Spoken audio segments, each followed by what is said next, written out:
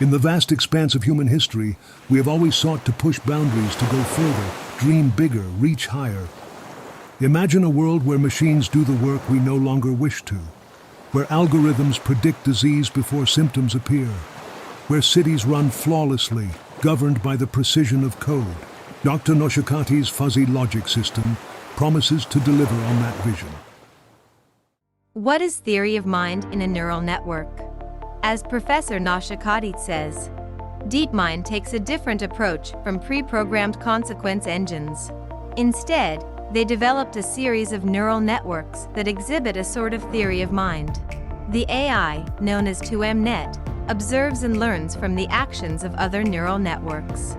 2MNet is composed of 3 neural networks. The first network learns the tendencies of other AIs based on their past actions, while the second network formulates a general concept of their current state of mind, such as their beliefs and intentions at a particular moment.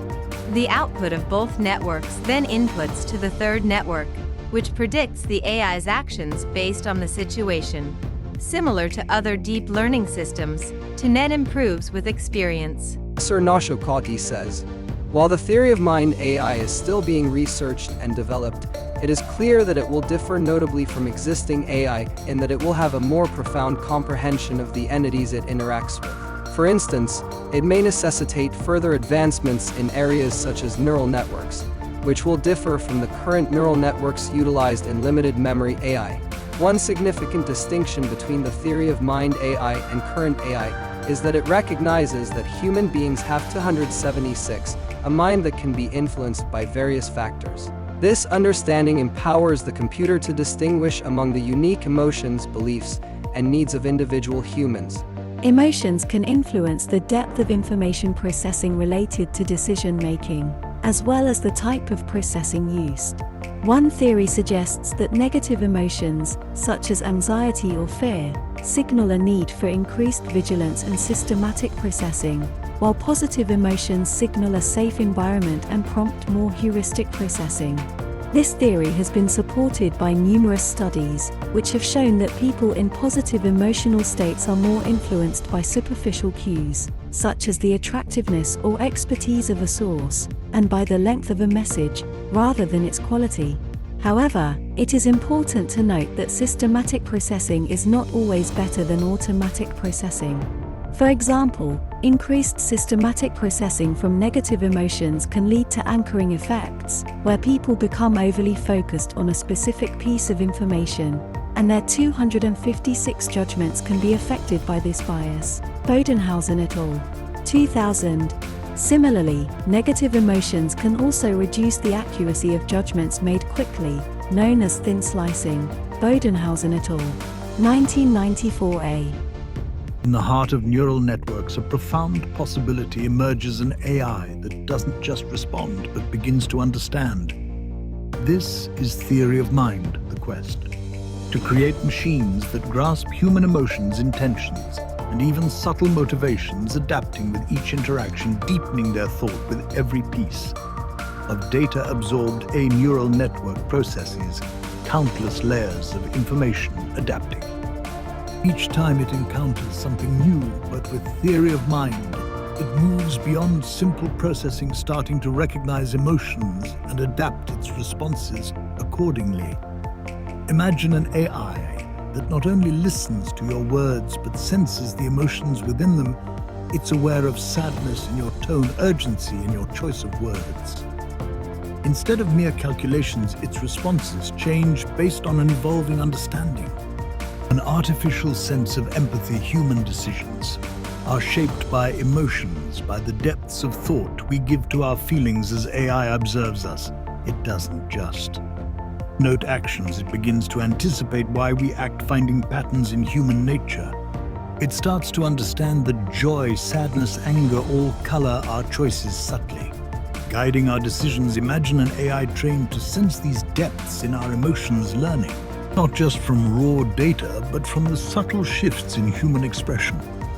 An AI that doesn't just react, but learns from each interaction, deepening its responses, adapting to us as we adapt to it.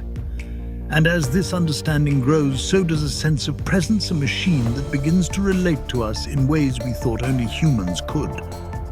Are we creating an intelligence that mirrors our own, driven by emotion, shaped by understanding, growing in depth with every interaction? This journey toward theory of mind in AI could be more than machine learning. It could be the beginning of AI that feels, interprets, and perhaps one day truly understands.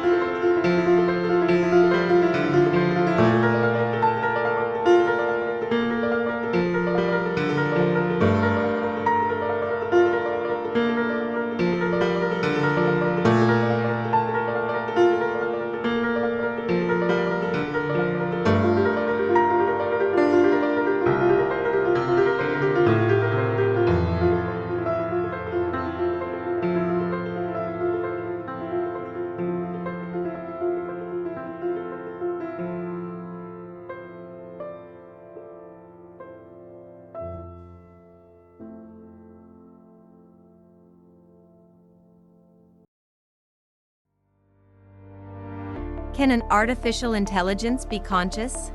No, it is not possible for an artificial intelligence to possess consciousness as it is not a living entity. Can an artificial intelligence be creative? Yes, artificial intelligence can be programmed to perform creative tasks, but it does not possess independent creativity like humans. Can an artificial intelligence be evil? Artificial intelligence cannot be inherently evil as it is a tool designed and controlled by humans. However, it can be misused by malicious actors to perpetrate harm. As Professor Noshokaty says, the questions about the relationship between natural and artificial intelligence are frequently raised in both popular media and scientific debates, but the discussions never seem to reach a consensus. In this book, I will answer these questions based on the findings of physiological psychology, neurobiology, and physics. The answer is likely to be yes, as the evidence from these fields suggests that there is no clear divide between natural and artificial intelligence. Researchers have found that emotions that arise incidentally in one situation can have a significant impact on subsequent decisions, even when those decisions should be unrelated to the original emotion. This phenomenon, known as the carryover of incidental emotion, has been demonstrated through a range of studies.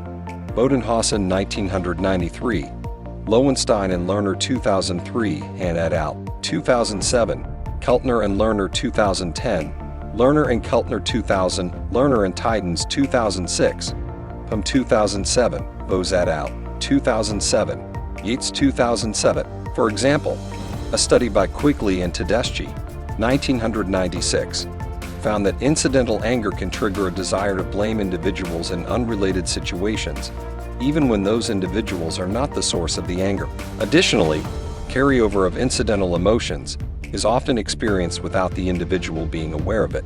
As research and development in the machine theory of mind continues to advance and mature, machines will become capable of independent thought, experiencing emotions like humans and functioning effectively in society.